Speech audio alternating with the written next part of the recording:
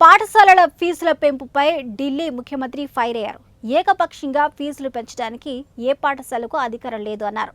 కఠినమైన నియమాలు మరియు చట్టాలు అమల్లో ఉన్నాయి, వాటిని పాటించడం తప్పనిసరి.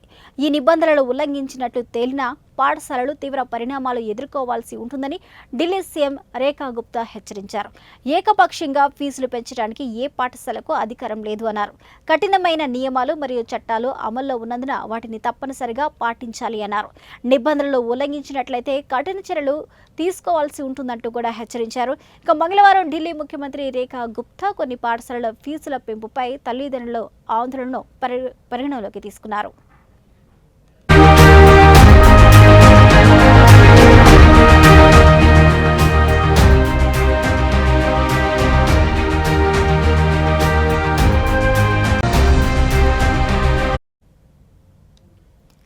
మీడియాతో సీఎం మాట్లాడుతూ వివిధ పాఠశాలల తల్లిదండ్రులు తనను కలిసి ఫిర్యాదులను పంచుకున్నారని తెలిపారు. ఫిర్యాదులు అందిన అన్ని పాఠశాలలకు మేము నోటీసులు జారీ చేశామని గుప్తా తెలియజేశారు. విద్యార్థులు మరియు తల్లిదండ్రులను రక్షించడంలో రాష్ట్ర ప్రభుత్వం యొక్క నిబద్ధతను నొక్కి చెప్పారు. అన్యాయం, దోపిడీ లేదా అక్రమాలకు వ్యతిరేకంగా జీరో టాలరెన్స్ విధానాన్ని సీఎం హైలైట్ చేశారు. విద్యలో పారదర్శకత, సమాన అవకాశాలు, పిల్లల హక్కుల కోసం ఢిల్లీ ప్రభుత్వం కట్టుబడి ఉంటుందని నొక్కి వక్కాడించారు.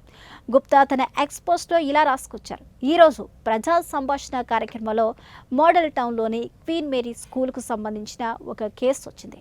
దీనిలో పిల్లల తల్లిదండ్రులు తప్పుగా ఫీజులు వసూలు చేయడం మరియు పాఠశాలల నుంచి పిల్లలను బహిష్కరించడంపై ఫిర్యాదు చేశారని చెప్పారు. ఈ విషయాన్ని వెంటనే గ్రహించి సంబంధిత అధికారులను తక్షణం దర్యాప్తు నిర్వహించవలసిందిగా ఆదేశించామని వారు పేర్కొన్నారు.